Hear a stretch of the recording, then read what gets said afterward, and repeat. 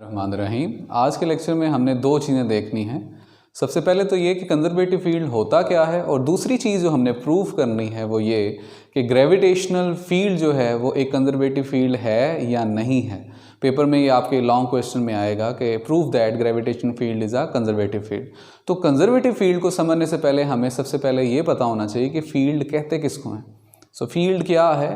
Field किसी भी body के इर्द गिर्द वो रीजन होता है, वो एरिया होता है, वो स्पेस होती है जहाँ पे उस बॉडी का दूसरों पे इफेक्ट मौजूद हो। फील्ड क्या है? It is a region around anything at which it can affect other objects. किसी भी बॉडी के इर्द गिर्द वो रीजन जहाँ पे वो अपना असर रखती है, वो उसका क्या है? फील्ड या फील्ड एरिया वैसे बोलते हैं। फॉर एग्जाम्पल, एक पंखा लगा हुआ है तो पंखे की हवा जहाँ तक जा रही है वो उस पंखे की क्या है? फील्ड। उधर से बाहर निकल जाएंगे तो पंखे की हवा आप तक पहुंचेगी नहीं। सेम इसी तरह फायर फील्ड कह सकते हैं आप। आग लगी हुई है एक जगह तो एक खास रीजन तक बैठ के आप उसकी हीट को फील कर सकते हैं। तो जहां तक आप उस फायर की हीट को फील कर सकते हैं वो उसकी फायर फील्ड है। उससे दूर जाएंगे तो उस फायर की हीट आप तक नहीं पहुंचेंगी। सेम इसी तरह आप अपनी कॉमन डेली रूटीन लाइफ से मज़ीद एक एग्जांपल वाईफाई मॉडेम की ले सकते हैं कि जहाँ तक वाईफाई मॉडेम के सिग्नल जा रहे हैं वो उस वाईफाई मॉडेम की फील्ड है। उससे बाहर जाएंगे तो उस वाईफाई मॉडेम के सिग्नल जो हैं वो आप तक नहीं पहुँचेंगे। उस वाईफाई मॉडेम की फील्ड के अंदर अंदर रहेंगे तो उसके सिग्नल आप तक पहुँच सकेंगे। सेम इसी तरह इलेक्ट्रिक फील्ड होती है, मैग्नेटिक फील्ड होती है, और आज के टॉपिक से related that is gravitational field. तो ग्रेविटेशनल फील्ड क्या होगा? अर्थ के इर्द गिर्द वो रीजन जहाँ पे कोई भी ऑब्जेक्ट इस अर्थ की ग्रेविटी को फील कर सकता है वो अर्थ की क्या होगी? Gravitational field. ठीक है, एग्जाम्पल के तौर पे मैंने दिया fan field, fire field, wifi modem, ये सारी की सारी फील्ड की एग्जाम्पल है। तो ग्रेविटेशनल फील्ड क्या होगा? It is the region around earth in which any object can feel the gravity of earth. तो वो सारे का सारा रीजन जहाँ पे कोई भी ऑब्जेक्ट अर्थ की ग्रेविटी को फील कर सकता है वो अर्थ की क्या है? ग्रेविटेशनल फील्ड है। सेम इसी तरह मून की ग्रेविटेशनल फील्ड वो होगी जहाँ तक मून की ग्रेविटी फील की जा सकती हो। So this is gravitational field. So now the main thing is that what is conservative field. Field को तो आपने अंडरस्टैंड कर लिया, ग्रेविटेशनल फील्ड को भी अंडरस्टैंड कर लिया। तो अब क्या ग्रेविटेशनल फील्ड कंजर्वेटिव फील्ड है कि नहीं, उसको जानने से पहले आपको ये पता होना चाहिए कि कंजर्वेटिव फील्ड हम बोलते किसको हैं। सो कंजर्वेटिव फील्ड, ये सारी की सारी कुछ एग्जाम्पल आपने देखी हैं फील्ड की। तो बेशुमार फील्ड में से वो फील्ड्स जो कि जिनमें वर्क डन करना जो है वो इंडिपेंडेंट हो पाथ से, उसको हम क्या बोलते हैं? Conservative field. क्या मतलब कि a type of field in which the work done by any object is independent of path followed. कि ऐसी फील्ड जिसके अंदर अगर हमें ऑब्जेक्ट को वर्क डन करवाना हो तो वो पाथ से इंडिपेंडेंट हो, मतलब वो पाथ पे डिपेंड ना करता हो। Work done remain same for all path. कि उस फील्ड के अंदर आप जौन सा मर्जी पाथ को फॉलो करते हुए वर्क डन कराएं, अगर तो आपने वर्क डन सेम करवाया है तो उसके लिए जो आउटपुट में वैल्यू भी होगी वो क्या होगी? सेम होगी। सो कंजर्वेटिव फील्ड से क्या मुराद है? A type of field in which the work done by any object is independent of path followed. Independent का मतलब है कि कौन सा पाथ फॉलो किया जा रहा है वो उस पर डिपेंड नहीं करता, उससे इंडिपेंडेंट है। जौन सा मर्जी आप जो है वो पाथ को फॉलो करें, जौन सा मर्जी पाथ फॉलो करेंगे, वर्क डन जो है उसके लिए क्या रहेगा? सेम रहेगा। So gravitational field is a type of conservative field. यहाँ पे आपको पता होना चाहिए कि ग्रेविटेशनल फील्ड जो है वो एक कंजर्वेटिव फील्ड है, और उसको भी हम प्रूव भी करेंगे। इसका मतलब क्या है कि work done in gravitational field does not depend upon the path follow by an object. कि ग्रेविटेशनल फील्ड में आपने ऑब्जेक्ट को जो वर्क डन करवाया है वो इस चीज़ पे डिपेंड नहीं करता कि आपने कौन सा पाथ फॉलो किया है। जौन सा मर्जी पाथ फॉलो करेंगे, वर्क डन की जो वैल्यू है वो हमेशा सेम रहेगी। अब इसका प्रूफ हम देखते हैं कि किस तरह से हमारे पास ग्रेविटेशनल फील्ड कंजर्वेटिव फील्ड है। तो लेट्स सपोज हमारे पास एक ऑब्जेक्ट है, हम उसको ए से बी तक लेके जाना चाहते हैं। सो ए से बी तक लेके जाना चाहते हैं अगर एक ऑब्जेक्ट को जिसका मैस m है और कोई ना कोई उसको हम हाइट कवर कराना चाह रहे हैं, तो डेफिनेटली हमें उस पर फोर्स भी लगानी पड़ेगी, और उस फोर्स की वजह से वो कोई ना कोई डिस्प्लेसमेंट भी कवर करेगा। तो दैट्स मीन हमें उस पर कोई वर्क करना पड़ेगा। अब वो वर्क करवाने के हमारे पास ए से बी तक लाने के लिए ऑब्जेक्ट को 3 डिफरेंट वेज हैं। पहला तरीका हमारे पास क्या है कि हम सीधा ए से बी तक जाएं। दूसरा तरीका अगर आप देखें तो अगर हम बी तक पहुंचना चाहते हैं तो पहले हम ए से सी तक जाएं और सी से बी तक। तीसरा पाथ ये भी हो सकता है कि हम पहले ए से डी तक जाएं और डी से बी तक जाएं। तो ये तीनों के तीनों पाथ फॉलो किए जा सकते हैं ऑब्जेक्ट को ए से बी तक पहुंचाने के लिए।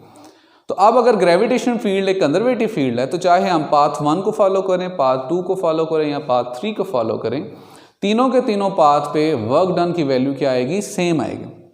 कि अगर हमने ऑब्जेक्ट को ए से बी तक पहुंचाना है, ये हमारा फाइनल टारगेट है, तो तीनों केसेस के लिए हमारे वर्क डन की वैल्यू क्या होगी, सेम होगी। तो इससे हम प्रूव कर सकेंगे कि ग्रेविटेशनल फील्ड है जो वो पाथ से इंडिपेंडेंट है, उसमें जितना भी वर्क डन करें वो हमेशा सेम रहता है, चाहे जो सा मर्जी आप पाथ को फॉलो करें।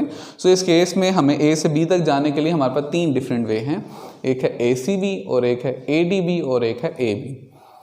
तो 1 बाय 1 हम सारे के सारे पाथ के लिए वर्क डन की वैल्यू कैलकुलेट करेंगे। अगर तीनों पाथ के लिए जो वर्क की वैल्यू है वो सेम आ जाती है तो ये बात प्रूव हो जाएगी कि ग्रेविटेशनल फील्ड भी जो है एक कंजर्वेटिव फील्ड है, क्योंकि कंजर्वेटिव फील्ड की ये निशानी है कि जब भी आप उसमें किसी भी ऑब्जेक्ट के लिए वर्क करेंगे तो वो पाथ से इंडिपेंडेंट होगा, जो सा मर्जी आप पाथ फॉलो करेंगे टोटल वर्क डन हमेशा क्या रहेगा, सेम रहेगा। तो अब इन तीनों पाथ के लिए हम वर्क डन फाइंड आउट करते हैं। तो अगर उनकी वैल्यू सबके लिए सेम आ जाएगी तो ये प्रूव हो जाएगा कि ग्रेविटेशनल फील्ड एक कंजर्वेटिव फील्ड है। तो सबसे पहले हम किसके लिए वैल्यू फाइंड कर रहे हैं, वर्क डन फॉर ACB, कि ऑब्जेक्ट को ACB पाथ 1 को फॉलो करवाने में हमें कितना वर्क करना पड़ा। So the work done along path ACB can be given as, work done along ACB can be divided into 2 work. ACB में कुछ वर्क हमें ऑब्जेक्ट को A से C की तरफ लेके जाने के लिए करना पड़ेगा और कुछ वर्क हमें C से B तक लेके जाने करना पड़ेगा। तो वर्क ACB डिवाइडेड हो गया 2 पार्ट में, work done along AC plus work done along CB। अब आपको पता है कि वर्क डन की वैल्यू क्या होती है, FD cause of theta. So FD cause of theta हमारे पास क्या होता है, थीटा होता है angle between force and displacement. अब जब हम बॉडी को A से C तक लेके जाना चाह रहे हैं तो हमें उस पर फोर्स कितनी लगानी पड़ेगी, जितना उसका वेट है। जितना उसका वेट होगा उस हिसाब से उस पर फोर्स लगानी पड़ेगी। वेट कम होगा फोर्स कम लगानी पड़ेगी, वेट ज़्यादा होगा तो फोर्स भी ज़्यादा लगानी पड़ेगी। लेकिन जब हम A से C की तरफ जा रहे होंगे तो आपको पता है वेट हमेशा कहाँ होता है, डाउनवर्ड। वेट हमेशा कहाँ होता है, डाउनवर्ड, जो कि हमारा इस केस में फोर्स कितनी लगानी पड़ेगी, वेट के। तो फोर्स की डायरेक्शन किधर है, डाउनवर्ड, और हम डिस्प्लेसमेंट बच्चे किधर करवाना चाह रहे हैं, फॉरवर्ड डायरेक्शन में। तो इन दोनों के दरमियान एंगल क्या बन रहा है, 90 डिग्री का एंगल बन रहा है। तो इस केस में हम लिखेंगे FD कॉज ऑफ 90। ये वर्क किसके लिए, AC के लिए। और वर्क अलोंग CB, जब हम C से B की तरफ जा रहे हैं, अगेन वेट हमारा किस तरफ होगा, डाउनवर्ड, और डिस्प्लेसमेंट किधर हो रहा है, अपवर्ड। तो दोनों के दरमियान एंगल क्या बनेगा, 180 डिग्री, क्योंकि फोर्स की डायरेक्शन डाउनवर्ड है और डिस्प्लेसमेंट अपवर्ड डायरेक्शन में हो रहा है, दोनों की डायरेक्शन ऑपोजिट है। तो इस केस में हमारे पास एंगल क्या बनेगा, 180 डिग्री बनेगा। एंगल की वैल्यू आपको अच्छे से पता होनी चाहिए। ओके, सो हमारे पास वर्क अलोंग ACB हो जाएगा, ये cos 90 की वैल्यू होती है 0 और cos 180 की वैल्यू होती है -1। तो इसके लॉन्ग 0 आ जाएगा और इसके लॉन्ग क्या आ जाएगा, -1। ये सारी की सारी वैल्यू को क्या कर देगा, 0, और ये जब इससे मल्टीप्लाई हो जाएगा तो ये आ जाएगा -FD। सो हमारे पास वर्क अलोंग ACB किसके इक्वल आ गया, -FD। अब F किसके इक्वल है, वेट के इक्वल, और वेट किसके इक्वल होता है, mg के। और दूसरा डिस्टेंस हमने टोटल कितना कवर करना है, डिस्टेंस हमने कवर करना है हाइट के लॉन्ग। बॉडी को किसी एक पॉइंट से B तक जो हमारे पास टोटल डिस्प्लेसमेंट बनता है वो किसके इक्वल है, कुछ h हाइट के। तो डिस्प्लेसमेंट की जगह क्या आ जाएगा, h, और f की जगह आ जाएगा mg। तो हमारे पास वर्क की वैल्यू अलोंग ACB क्या आएगी, -mgh। ये पाथ 1 के लिए वर्क की वैल्यू होगी। अब पाथ 2 और 3 के लिए भी वर्क डन की वैल्यू निकालेंगे और देखेंगे कि क्या उसके लिए भी वर्क की वैल्यू यही निकलती है कि नहीं। हमारा जो सेकंड पाथ के लॉन्ग जो वर्क डन है उसको हम कैसे कैलकुलेट करेंगे कि हमारा सेकंड पाथ है कौन सा, कि जब हमारा ऑब्जेक्ट ADB की तरफ जा रहा है तो हम इस पाथ को भी दो पार्ट्स में डिवाइड कर देते हैं। एक पार्ट है A से D तक और एक पार्ट है D से B तक। वर्क अलोंग AD हम अलहदा से फाइंड कर लेते हैं और DB के लॉन्ग अलहदा से फाइंड आउट कर लेते हैं, फिर दोनों को एड अप कर देंगे। So the work done along ADB can be given as total work done along ADB is equal to work along AD plus work along DB.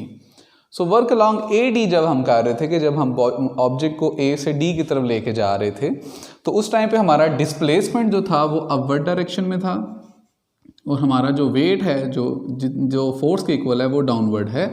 तो दोनों की डायरेक्शन ऑपोजिट है, तो दैट्स मीन इस case में हमारा जो एंगल होगा वो 180 डिग्री होगा। तो हमारे पास एफ डी कॉज ऑफ 180 आएगा वर्क अलॉन्ग ए डी के लिए। लेकिन जब वर्क अलॉन्ग डी भी हम लेंगे, जब हमारा ऑब्जेक्ट जो है वो डी से बी की तरफ जा रहा है, तो अगेन हमारा ऑब्जेक्ट आगे की तरफ जा रहा है, लेकिन उसका जो वेट है वो किस तरफ है, डाउनवर्ड। सो इन दोनों के दरमियान एंगल क्या बनेगा, 90 degree. So work along D भी हमारे पास आ जाएगा एफ डी कॉज ऑफ 0। और जैसे मैंने यहाँ पे मेंशन किया है कि हमारे पास कॉज 90 क्या होता है 0 और कॉज 180 क्या होता है -1। तो ये वैल्यूज़ लगाएंगे तो हमारे पास वैल्यू आ जाएगी F D into -1 plus cos 0 0 होता है, ये सारे के सारे फैक्टर को 0 कर देगा। तो work along A D B किसके इक्वल हो जाएगा, माइनस एफ डी के। अब हमारे पास फोर्स किसके इक्वल है, एफ किसके इक्वल है, वेट के, और वेट किसके इक्वल होता है, एम जी के। और डिस्टेंस हम कितना टोटल ऑब्जेक्ट को कवर करवा रहे हैं, that is equal to as. So F की जगह आ जाएगा एम जी और डी की जगह आ जाएगा एज। तो हमारे पास work along A D B किसके इक्वल हो जाएगा, माइनस एम जी एज के, जो कि पाथ 1 के अलॉन्ग भी यही था। अब हमारा पाथ रह गया है थर्ड वन वाला, कि अगर हम बॉडी को ए से डायरेक्ट बी की तरफ लेके जाना चाह रहे हैं, सो इस पाथ के अलॉन्ग जब हम बॉडी को लेके जाएंगे तो कितना वर्क हमें करना पड़ेगा, उसको फाइंड आउट करने के लिए हम अगर देखें तो वर्क अलॉन्ग ए बी जब जा रहे हैं तो बॉडी मसलसल 2 डायमेंशनल मोशन कर रहा है और under the effect of variable force जो है वो वर्क कर रहा है। तो इस केस को हम कैसे सॉल्व करेंगे, लास्ट लेक्चर में हमने देखा था, जैसे हमने work done under the effect of variable force जो टॉपिक कवर किया था, उसमें हमने देखा था कि जब इस तरह का कोई प्रोसेस होता है, जब body under the effect of variable force motion कर रही होती है, तो उस टाइम पे हमने भी क्या किया था कि अपने पूरे के पूरे पार्ट को छोटे छोटे स्मॉल पैचेस में क्या कर लिया था, डिवाइड कर लिया था। तो इस केस में भी हम क्या करेंगे, वर्क अलॉन्ग ए बी किसके इक्वल होगा, F D cause of theta. लेकिन हमारा यहाँ पे जो डिस्टेंस है इसको हम स्मॉल पार्ट्स में डिवाइड करेंगे, एक्स और वाई पार्ट्स में। तो हम करेंगे कि हमारे पास जो पार्ट एक्स के लॉन्ग है और कुछ पार्ट हमारे पास आएगा वाई के लॉन्ग। तो इस तरह से हम अपने सारे के सारे पार्ट को किस में डिवाइड कर देंगे, n number of small parts along x and y axis. और सारे के सारे x के लिए अलग से हम फाइंड करेंगे और y के लिए अलग से, x के लिए अलग से और y के लिए अलग से हम वर्क डन फाइंड करेंगे और एट द एंड सबको एड अप कर देंगे। तो हमारे पास work done is equal to क्या आ जाएगा, f into delta x1 plus delta y1 plus delta x2 plus delta y2 plus delta x3, इस तरह up to n number of time में हम पार्ट में हम इसको क्या कर लेंगे, डिवाइड कर लेंगे। उसके बाद हम क्या करेंगे कि जितने हमारे पास x वाले पार्ट्स हैं उनको अलग से एड अप कर लेते हैं, उनके लिए वर्क डन अलग से निकाल लेते हैं, और जितने भी हमारे पास y पार्ट बनेंगे, n number of y part, उनको अलग से कर लेते हैं और उनके लिए अलग से वर्क डन फाइंड आउट कर लेंगे। तो जब हम देखेंगे कि हमारे पास जितने भी x वाले कंपोनेंट है वो इस तरह से आ जाएंगे और y वाले कंपोनेंट इस तरह से आ जाएंगे, लेकिन फ़र्क क्या पड़ेगा कि x के लॉन्ग जो हमारे पास एंगल बनेगा फोर्स और डिस्प्लेसमेंट के दरमियान, क्योंकि जब हम x के लॉन्ग मूव कर रहे होंगे तो हम बॉडी को आगे की तरफ लेके जा रहे होंगे इस डायरेक्शन में, जबकि वेट हमारा किस तरफ है, डाउनवर्ड। तो दोनों के दरमियान जो एंगल बनेगा वो कितना बनेगा, 90 डिग्री। सेम इसी तरह जिस तरह ये पार्ट ए सी में और डी बी में था कि बॉडी x यहाँ पे भी x और x के अलॉन्ग मूव कर रही थी, तो जितने भी x कंपोनेंट होंगे जब बॉडी उनके अलॉन्ग मूव कर रही होगी तो हमारे पास डिस्प्लेसमेंट फॉरवर्ड डायरेक्शन में है और वेट किधर है, डाउनवर्ड डायरेक्शन में। तो उनके दरमियान एंगल क्या बनेगा, 90, और cos 90 जैसे मैंने लिखा है कि वो 0 के इक्वल है। तो यहाँ पे जब cos 90 की वैल्यू 0 आएगी तो ये सारे के सारे x फैक्टर को क्या कर देगी, 0, मतलब x के अलॉन्ग हमारा कोई भी वर्क डन नहीं हो रहा। सेम उसी तरह जिस तरह पाथ AC ये वाले पाथ में और DB वाले पाथ में x के लॉन्ग नहीं हो रहा था। तो पीछे हमारे पास सिर्फ कौन से रह गए, y कंपोनेंट। जब बॉडी y के लॉन्ग मूव कर रही होगी, मतलब ऊपर की तरफ जा रही होगी, तो उस टाइम पे वेट किस तरफ है, डाउनवर्ड। तो इस केस में भी दोनों के दरमियान एंगल जो बन रहा होगा वो कितना बन रहा होगा, 180, क्योंकि दोनों की डायरेक्शन क्या है, अपोजिट। और हमारे पास cos 180 किसके इक्वल होता है, -1 के। तो इसका मतलब है यहाँ पे हमारे पास क्या आ जाएगा, -1। और जितना भी हमारे पास ये y कंपोनेंट को जब हम ऐड अप करेंगे तो ये टोटल ओवरऑल किसके इक्वल होंगी, हाइट के, मतलब y के अलॉन्ग कितना डिस्टेंस हम कवर कर रहे हैं, एज के। तो छोटे छोटे पैचेस में जब हम y के अलॉन्ग कंपोनेंट को डिवाइड करेंगे तो छोटे छोटे y कंपोनेंट को जब सारा का सारा हमने ऐड अप किया तो टोटल डिस्टेंस हमने कितना कवर किया, एज किया, ये सारे का सारा डिस्टेंस किसके अलॉन्ग है, वाई एक्सिस के अलॉन्ग है। तो ये जितने भी पार्ट्स होंगे वाई के अलॉन्ग जब हम सबको एडअप करेंगे तो टोटल डिस्टेंस हमारा कितना बनेगा, h। सो इसका मतलब है कि इस सारे के सारी जगह हम क्या लिख देंगे, टोटल डिस्टेंस वो कितना बनेगा, h, सॉरी इसके इक्वल, ये सारे के सारे y के अलॉन्ग जितने भी डिस्टेंस हम कवर कर रहे हैं वो टोटल डिस्टेंस हमारा बनेगा h -1 एज इट इज़ आ जाएगा और फोर्स एज इट इज़ आ जाएगा और ये सारे का सारा फैक्टर 0 हो जाएगा। अब इसको अगर हम करें 0 को इसमें ऐड करें तो ये आ जाएगा -FH। F किसके इक्वल है, वेट के, और वेट किसके इक्वल है, mg के, और a साथ इस तरह से आ गया। तो work done along AB part, जो थर्ड पार्ट है हमारा, वो भी हमारे किसके इक्वल आ गया, -mgh। तो इसका मतलब है अगर आप इक्वेशन 1, इक्वेशन 2 और इक्वेशन 3 देखें, तीनों पाथ के अलॉन्ग जो वर्क डन हमें करना पड़ा है वो किसके इक्वल है, -mgh, -mgh, -mgh। तो इसका मतलब है तीनों पाथ के अलॉन्ग हमारा वर्क जो है वो सेम है।